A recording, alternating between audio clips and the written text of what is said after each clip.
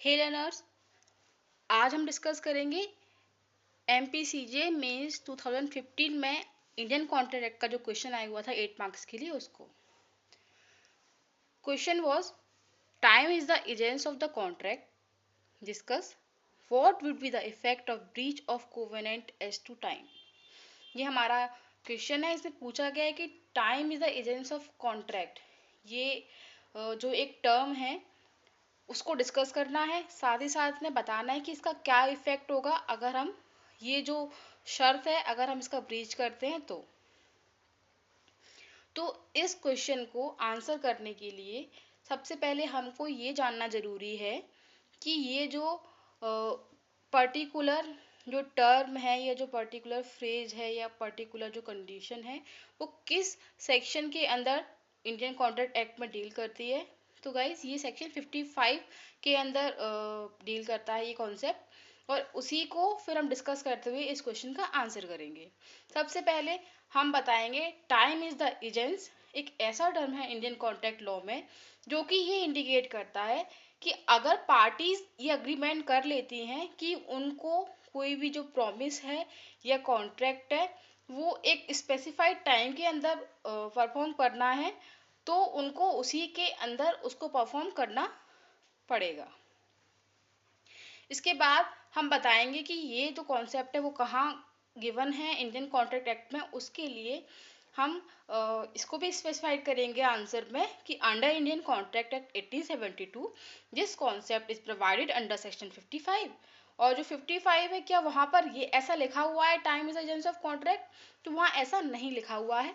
उसकी जो हेडिंग है वो अलग है, टाइटल अलग है। उसकी जो हेडिंग है वो कहती है effect of the failure to perform at a fixed time in contract which time is essential. एक ऐसे कॉन्ट्रैक्ट में क्या इफेक्ट आएगा अगर आप फेल कर जाते हैं परफॉर्म करने में जहां पर टाइम क्या है एजेंशियल है, मतलब टाइम एजेंस है वहां पर।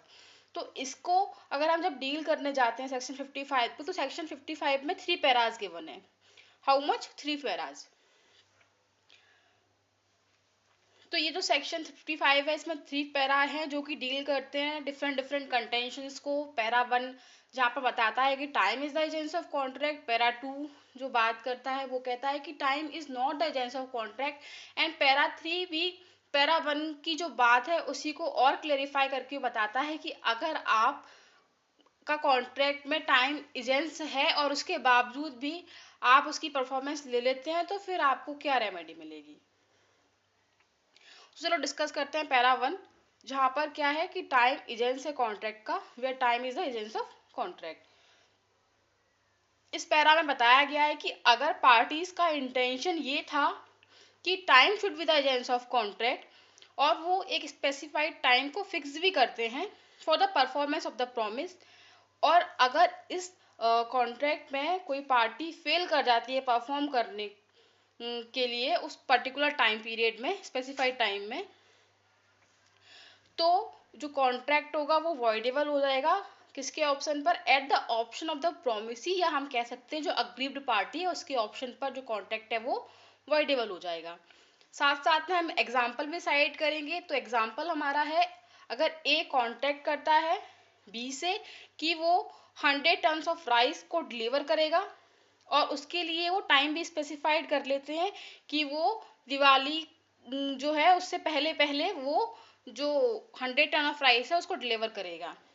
और इस कंडीशन में अगर ए फेल हो जाता है राइस को डिलीवर करने में एट और बिफोर द दिवाली, तो ये जो कॉन्ट्रैक्ट है वो वॉइडेबल हो जाएगा। किसके ऑप्शन पर? बी के ऑप्शन पर, क्योंकि यहाँ पे बी अग्रीव्ड पार्टी है, प्रोमिसी है।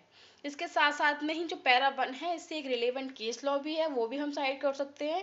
Case was Bhudra Chand versus Betts 1915 का ये केस है। इसके साथ साथ में हम इसमें एक नोट भी ऐड करेंगे और नोट में हम ये बताएंगे कि जो अग्रीव पार्टी है पैरा 1 के अंदर, जो अग्रीव पार्टी है जो प्रोमिसी था जिसका राइट्स वॉयलेट हुए हैं क्योंकि उसने ये टाइम स्पेसिफाइड किया था कि पर्टिकुलर टाइम के अंदर परफॉर्मेंस हमको नीड है और वो नहीं फुलफिल होती है, तो वो इस परफॉर्मेंस को रिजेक्ट भी कर सकता है। इसके साथ में वो इमीडिएटली सू कर सकता है किसके लिए? For the breach and claim compensation for the same. इसके बाद हम पैरा 1 को पैरा 3 के साथ जब रीड करते हैं सेक्शन 55 के, तो हमको पता चलता है कि अगर पार्टीज फेल कर जाती हैं परफॉर्म करने के लिए विद इन द टाइम, जो टाइम स्पेसिफाई किया गया था कॉन्ट्रैक्ट में पहले से, तो फिर उसके लिए क्या कोई अल्टरनेटिव रेमेडी हो सकती है? तो पैरा 3 उसी के बारे में बात करता है, ये एक अल्टरनेटिव रेमेडी को प्रोवाइड कराता है और ये कहता है कि जहाँ पर कोई भी जो टाइम है,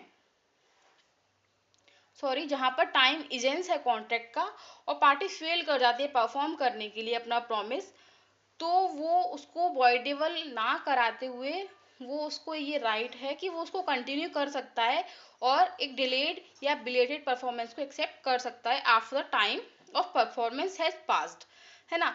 अगर वो एक्सेप्ट कर लेता है उस डिलेड परफॉर्मेंस को, तो क्या होगा लेटर, जनरली क्या होगा कि वो अपना जो कंपनसेशन का जो राइट है वो उसको लूज कर देगा। बट उस सेक्शन 55 के पैरा 3 में ही ये बात को स्पेसिफाई किया गया है कि अगर वो बिलेटेड परफॉर्मेंस ले रहा है या वो डिलेड परफॉर्मेंस ले रहा है, तो ऑब्वियस सी बात है उस डिलेड परफॉर्मेंस की वजह से या फिर बिलेटेड परफॉर्मेंस की वजह से उसको कुछ ना कुछ नुकसान तो जरूर होगा। तो उसी को बचाने के लिए सेक्शन 55 इटसेल्फ में कुछ लाइंस बताई गई हैं। उसमें जो लाइंस का या जो वर्ड्स का यूज किया गया है वो है unless at the time of such acceptance he gives notice to the promisor of his intention, promisor of his intention to do so। तो यहाँ पे क्या प्रोवाइड किया गया है, एक मेथड दिया गया है कि even after accepting delayed performance, अगर आपने परफॉर्मेंस बाद में भी अगर आपने एक्सेप्ट कर लिया है टाइम निकल जाने के बाद, तो आप जो प्रोमिसी है या जो एग्री पार्टी है वो इंटाइटल हो सकती है कंपनसेशन के लिए, अगर वो क्या करती है कि जेंशियल कंडीशन बोल सकते हैं हम, अगर वो या एक मेथड है जो गिवन है उसमें अगर वो इसको यूज कर लेती है।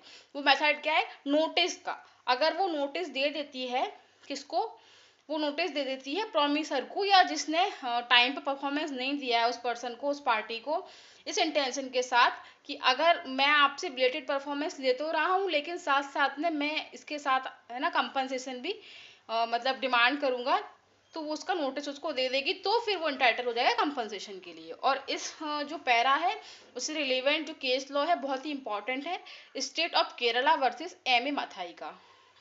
इसके बाद जो हमारा क्वेश्चन था वो हम डील कर चुके हैं कि टाइम ऑफ विजेंस ऑफ कॉन्ट्रैक्ट क्या होता है और उसका जो इफेक्ट है अगर ब्रीच होता है तो उसका क्या होता है, तो वॉइडेबल इफेक्ट होता है, और उसके अलावा कोई अल्टरनेटिव रेमेडी होती है तो वो भी पैरा 3 में गिवन है, वो भी हम डील कर चुके हैं। इसके अलावा भी जो सेक्शन 55 को अगर आप पूरा डील करना चाहो तो आप पैरा 2 कुछ लाइंस में आप यहाँ पर मेंशन कर सकते हैं कि जहाँ पर टाइम इजेंस नहीं है कॉन्ट्रैक्ट का और पार्टीज का ये इंटेंशन वहाँ पे क्लियर है कि हाँ टाइम यहाँ पे कोई इजेंस नहीं है कॉन्ट्रैक्ट का, तो क्या पार्टीज जब चाहें तब वो अपनी परफॉर्मेंस दे सकती हैं? तो ऐसा भी नहीं है, उनको एक रीजनेबल टाइम में अपनी परफॉर्मेंस देनी रहेगी। और वो कहाँ लिखा हुआ है, वो सेक्शन 46 में प्रोवाइड किया गया है कि एक रीजनेबल टाइम के अंदर अंदर उनको अपना प्रॉमिस को परफॉर्म करना पड़ेगा। और रीजनेबल टाइम क्या होगा, ये हमेशा एक क्वेश्चन ऑफ फैक्ट होगा हर एक केस में, तो आप ये सिंपली यहाँ पे स्पेसिफाई कर सकते हैं। और अगर रीजनेबल टाइम के अंदर परफॉर्मेंस नहीं की गई है तो फिर उनके पास क्या रेमेडी होगी, तो फिर वो एंटाइटल्ड होंगे कंपनसेशन के लिए। दोस्तों मैं भी आप ही की तरह एक लर्नर हूँ, एक जुडिशरी एस्पिरेंट हूँ और मैं ट्राई कर रही हूँ मेंस आंसर राइटिंग करने के लिए।